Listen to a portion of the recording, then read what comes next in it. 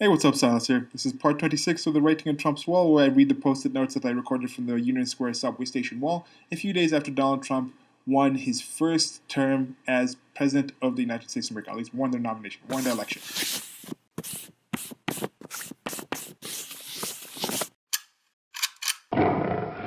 So I don't know if I should call this part 26 or 25A. I've done this before where in the previous part I give a very long current affairs thing and then it goes into the actual reading of the post-its and I'm like, oh, what am I going to do? Just read one post-it in this long video, people coming to hear the post-its. Are you coming to hear the post-its? Well, I think that's the main purpose of this series. So I was thinking with that one being 25, me talking about American football in it, you should definitely check it out. I'm going to leave a link here if you're watching on YouTube. There should be an I thing. Go check out that current affairs actual thing about it before, if you haven't actually heard it before. I think it's pertinent. It's I think it was just a good coverage of what I think was going on politically in the week before. But with the football theme, I was thinking it's number 25. And I was thinking with the video game Madden 25, which was like it was going in the actual number series, and it was like, oh, Madden 25, and that wasn't actually the 25th one, but they just used it. So I was like, maybe I should do that with this and rechange the names. But it's neither here nor there, not important. So if you want to listen to that of my current affairs of the previous week, please go and check that out or check out other videos on the channel. Right now I'm just going to get into reading the post-its, and I keep in mind that people literally mean things figuratively, so I try to read them just literally and see, okay, what do they literally mean by this? What were the things that actually led to this? If this is actually the literal meaning, what are the things in the rest of the world, in their reality tunnel that must exist? And then, oh, what are the figurative things? What are the figurative things I can get from it? Then I could also just ask the general question to you, the people listening, and to myself, and it would be amazing to actually talk to the actual people who posted these. Would they still post the same thing now? Do they think what they wrote about their concerns or hopes and wishes have actually been fulfilled or come to be? And now when Trump wins his second term coming up in November, what would they post now? What would their actual different views be, or the same views, or whatever? Okay, so into the post-its. The only race is the human race. So with this one, if we're talking about the literal thing here, I don't think it's the human race. I had some shirts with that also, just talking about like race, pick one. It was like human or other, and then somebody came in and was like, yeah, it's actually species. And yeah, I think on the actual scientific classification, it actually is species. And there's also another thing. I've had many questions about race, what it means. I've already talked about how in the United States of America, I think the terms black and white are specific tribes that exist in the United States of America that don't really apply to places outside of the world. It's part due to how the United States of America came to be. People from different ethnicities and nationalities and countries came in under this one actual different new world type of place and developed their own kind of cultures and languages and things like that.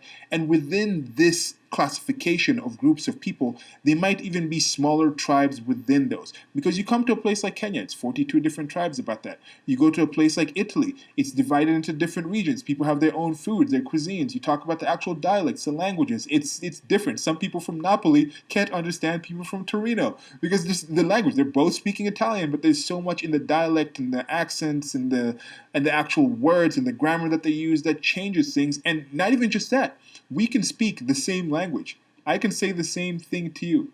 I can say, hey, what do you consider a good breakfast? Breakfast is something we kind of understand. It's when you break your fast. Now, there's different things in there. Can I ask, does it break your fast? Is it like the first meal you have? What if you're like intermittent fasting and you don't even eat until like the afternoon? Like I'm doing a cycle of that right now.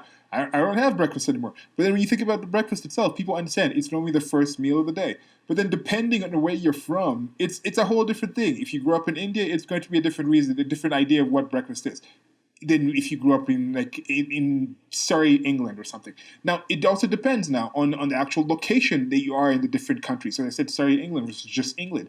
In India, if you're in Bangalore versus Kolkata, and then let's say you're a wealthy person in Calcutta versus someone in Bangalore. Maybe a wealthy person in Calcutta, their idea of breakfast is more of an Americanized thing versus just an American. So there's differences. People go with these different specifics. So when you're talking about the actual human race, when you're talking about these different things in the cultures, I think there's breakdowns and divisions and things to understand. So with race, it's difficult. There's a National Geographic story I'm going to read. I don't know if I'd have read it. I think I might have read it. I wouldn't have posted it by the time I post this.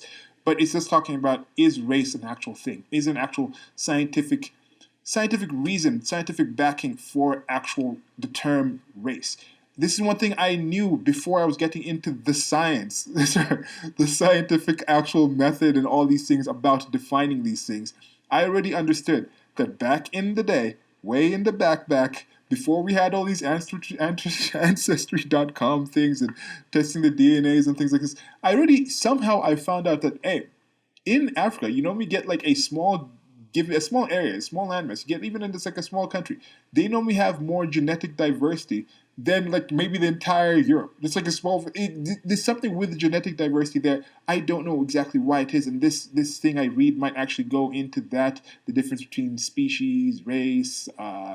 What's called ethnicity. Ethnicity, I think, counts for all these things. So there's a mix between all of this. But the general idea behind this, as I had on that shirt, coming into the idea that it's a human race, that's something I can get behind. A human species, that is something I can get behind. Team Human, Earthlings, we are on Spaceship Earth. That's something that I think is something some people take for granted. It's not common knowledge. It's not intuitive to actually think of the world this way. Think about this. We still live in a planet where there are some uncontacted tribes. What is that person's perception, one of those tribesmen's perception of Earth, of reality, of humanity? If you somehow went in there and sniped somebody above, you somehow got them to be unconscious, and then you moved them to the United States of America. You move them to, let's say, Minneapolis, in the United States of America, where there was this flare-up of all this racism, and they're saying it's white privilege and this and this. And that person walked up and met George Floyd. What do you think that person from the tribe would treat George Floyd like? What do you think Derek Chauvin would treat that person? Derek Chauvin was the cop in this. If that person all of a sudden just burst out of that store where George Floyd was, and he was called on the scene, and this person just all of a sudden appeared there, what do you think that tribesman's behavior would be to the world they were seeing, and what Derek Chauvin would do?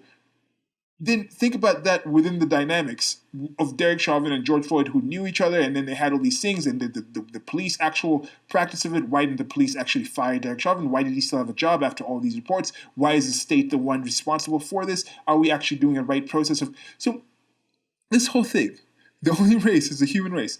I like the whole the poetic nature of things. The only race. I think the only race, not just necessarily the race as in the race in our genetics or racism and things like that, but maybe the only race worth running in, the only race to be in is the human race, is the one the humans are racing in. And we are racing against, I don't want to say annihilation, I don't want to be too like, but technically we are the only game.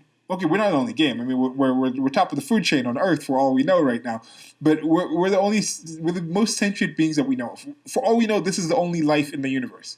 There's a good chance there's others, but for all we know, we are racing against there being no life in the universe. So we need to come together and focus on that race and not focus on the racism. We need to focus on the space race. And that's another thing going on. SpaceX, again, this weekend, they just fired some Skylink thing into space where they're trying to, like, Elon Musk and his company is trying to make these like mini satellites in space to provide a global coverage of internet and connectivity. And this is just amazeballs. But still, we're going to have that. That's going to exist on this planet, on this spaceship of ours. But there's still going to be people who are these uncontacted tribes. They have the Wi-Fi signals going there, but because they don't have the technology and awareness and need, they're not actually tapping into that. Now if you're listening to this, you have access to the internet. You have the ability to get more of this information. So instead of just falling for these racism type of things and all these things and freaking out about Trump is going to do orange man bad this, or we're going to be saved by the Democrats, we need to vote for Joe Biden no matter what he did because of this and that.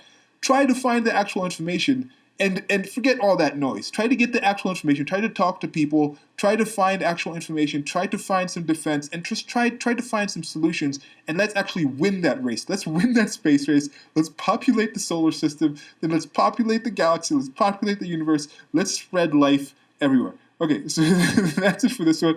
Moving on to the next one. And the next one is in that vein. It says, if you are not tired, you're not doing enough. Be the change. And I can say that there's a lot of things I haven't done. I haven't done enough of a lot of things. I had a friend post. I posted something on my wall talking about non-disclosure agreements and things like that. And somebody came in and said, "Okay, why are you posting this? What does this have to do with you?" I was like, it has many things to do with it. Just having it out there and having the conversation is already enough. Just creating something and feeling like, okay, this is an idea I had. I'm putting it out there. I talk about how some of this channel for me has been kind of a thing where in Harry Potter, there is one of the Harry Potters where Dumbledore has this little cauldron thing where he gets these ideas and things out of his head and then he puts them in the cauldron and then like he can store them for later and now his mind is free to think of other things. That's kind of how this channel and making this content, my blog as well, has been for me in some ways. I haven't been marketing that much. I haven't been using it too much for the financial reasons, but it's more getting these ideas out there. And once the ideas are out, I feel in putting them out, it makes me think about them in a different way. In talking them out, it makes me think about them in a different way. It's sometimes when I'm doing that, I research. That makes me think about it in a different way. Sometimes I post, and I appreciate you people who come out and give you comments. That also gives me more insight into it. Just posting it, even just simply me posting that, to have my friend come out and reach out and say something, and I hadn't talked to him in months, that's already enough. But then now I'm thinking, there's other things I want to do in my life, and I'm thinking right now, have I done enough? Like I said, I recorded this back in 2016 with the idea of doing a series like this, but I only started doing this series maybe a year and a half ago. So what if I had done this earlier? What if this had been more famous? I had found a way to publicize this, try to reach more people with this. Could we have communicated? Could I have actually met some of the actual people who are on this? This person who's saying you're not doing enough, be the change. Could I actually have publicized this enough to find the person who actually posted this, and instead of me just rambling on about it, we could actually be having a conversation between me and this person of why they did it. That person can explain what the change is that they did. So these things I was talking about, getting the information, if you have access to it, even before this whole Skylink is up, that's awfully close to Skynet, Elon Musk, but you could have a thing where even before that, you can get the information. If there's actual issues, specifically political issues here that we're talking about with Donald Trump, what are the issues you feel you can actually mitigate that you find negative from him? And what have you done to do that? To identify that's an issue and to mitigate it and to raise attention. Is it just hashtag be the change? Or are you going out and doing more? Are you having conversations? Are you trying to have evidence for what you're saying?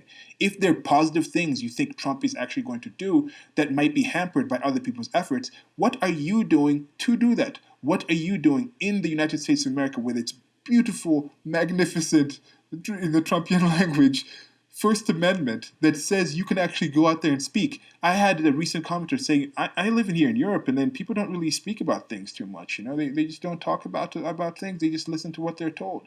There's no First Amendment. There's no freedom of speech guaranteed in the way those countries are built. In most of the places in Africa, it's not that way. Here we have people like WhatsApp became very popular and famous here. I mean, very popular and used here in Kenya. And I already heard rumblings. There's actual reports of the government going in and having people sneak into, like, actual has specific people who go and sneak into these groups. Now it's not for persecutions like they had in the 80s, like here, massive political persecutions, but there's still a whole lot of corruption. There's still a lot of these things. Now, people talk about spying. People talk about all these things. About the government is doing this. Government is doing that. In Africa, they got China building like the African Union headquarters. They're building like the African version of the Center of Disease Control. They're building all these governmental buildings, and then China might be putting in like listening devices into some of these places. And it's like there's so many things going on in other places that could reduce your chance of wanting to talk and discuss and do things. But in the United States of America, I see a lot of these things not actually existing.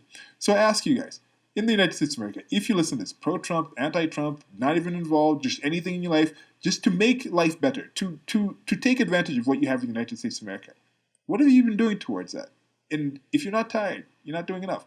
Okay, so with that one, I like the message, but work smart as well. You don't have to do that. I'm going to try to do more with this channel. I'm going to try to do more with the content that I'm doing. I feel like I'm in a better place with this. Part of me is also trying to get back to the United States of America. With this pandemic, with the shutdown, I am not foreseeing this happening before next year, but I am going to be doing more, and I'm going to put myself to the grindstone, try to at least tire down every option possible to me and get something set up for the point of next year to actually be back, and maybe I can get back in time for seeing if there's another Union Square type of recording or type of posted things after Trump wins his second term. But moving on to the next one. This is a triangle in a circle with an X through it saying not here. This might be Illuminati, not here. I don't know. Maybe they're thinking like this could be someone would be like it's like some kind of psyop. Maybe this whole thing of the person in the wall is like because there are cameras in the subway. Maybe they're just like people have some of these things with the Illuminati. I've talked about the Illuminati in previous videos. Talking about one specific was with specifically related to the pandemic and saying like, oh, maybe the Illuminati in China put this together so people can not actually believe in actual statistics and the media anymore, and then they can do the whole like climate change, discredit climate change, and they can keep burning their fuels because now with people looking at all the charts and projections, they've seen how like bunk and how not the science, they can not to actually just listen to the quote unquote science and that faith type of thing to discredit that. But no, I don't think the Illuminati actually exists. I think, as I talked about before, are you tired? I think the Illuminati, those sort of people, are just people who have plans for things. They're just willing that if this thing happens, I'm going to invest time, effort, thought into this and exhaust my chances or exhaust the possibilities of these things to my benefit, to progress what I think is positive. Even right now, even what's going on with these protests and things like this, with the unrest that was going on in the United States of America, there are people, there are actors who are doing more. You might disagree. I disagree with Antifa's basic premises. I disagree with Black Lives Matter's basic premises. But some of those people are organizing and out there and exhausting some of these. Some of those people are doing more than the celebrities sitting in their homes, just putting in those like black and white videos. Why was it black and white videos, you white celebrities? Talking about we accept the responsibility. That's what they're doing. Are they tired? I don't know. I'm tired of that nonsense. So this is the thing, Illuminati not here, so maybe people might be thinking some kind of op where like the cameras are recording whoever's posting, so if you post something and this person's like, not here, you're not going to catch me, spook. I'm not going to post something here that you're going to actually tag me with my facial recognition. So that could be what this is. So one last one. Hate is wrong. No, that is wrong. There are things you're supposed to hate. You're supposed to hate actual racists. I hate actual racism. I hate that not actual racism is being called actual racism because that diffuses the actual word and term, the actual thing, racism. The thing we're supposed to identify that we use and call racism needs to be kept as a thing that we identify. So when that word is used, people come in and attack that thing and we eradicate that thing and we discriminate against that thing. We need to do that. That needs to happen. If somebody behaves in a certain way that is racist, we actually need to address that. That is something worth hating to an extent, because that can easily go into just illogical things that just are hateful. So we need to be able to do that. We need to be able to have that. And if you're coming here after listening to the previous part 25 or writing on the wall Madden 25 type of thing, then you'll understand how I went in more against some of the street and all like love thing. There's a common thing. There's a common thing with these things with the love, and we need love. Where is the love? No.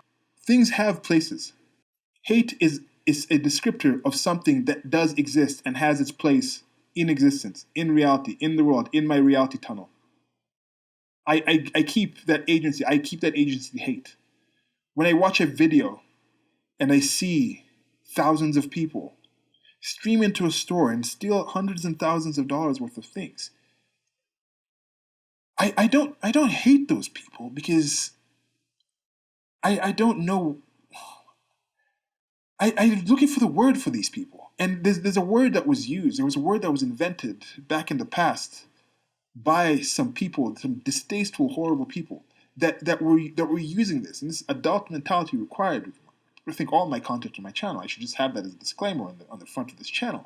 But these people, part of the reason they invented that word, part of the reason they invented the word nigger was because it was something that was full of hate. It was something that they were doing something hateful and owning people. They already had debased people to that point.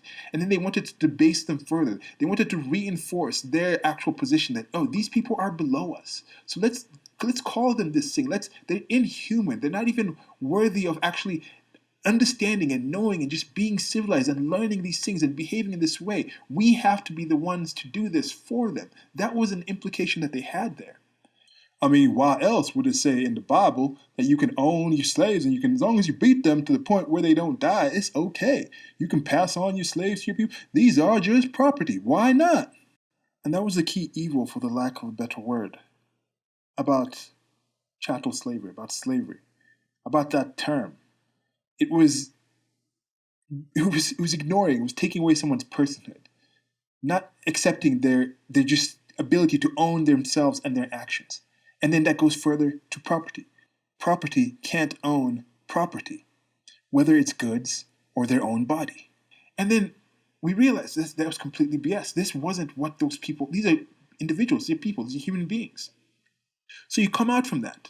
We realize, we get the civil rights movement, we get just black people coming up in the United States of America, in the rest of the world, people freeing themselves. There were slaves everywhere, and that's something that used to be more common, but that's taken out. But that term, what it described, I think is an entity that does exist.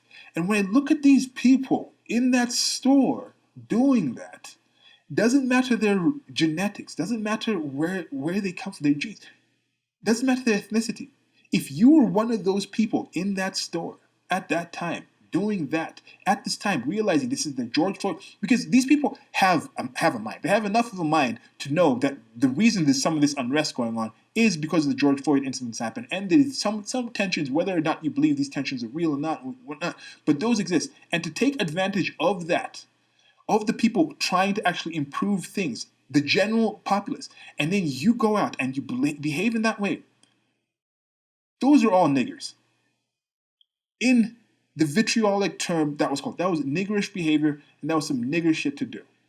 And this video might get flagged just for having those words. I don't think I'm going to censor it. We're going to say adult content. We're going to change this thing to adult. If you're an adult, you can deal with actual content. If you're somebody coming to this, you're reading the wall, it's priming people with the voting and things like that, then chances are you actually have some kind of knowledge. Please be aware to understand what I'm saying there. I'm not calling every single person, not all, and everybody that says not all should go die in a fire. But it's those people.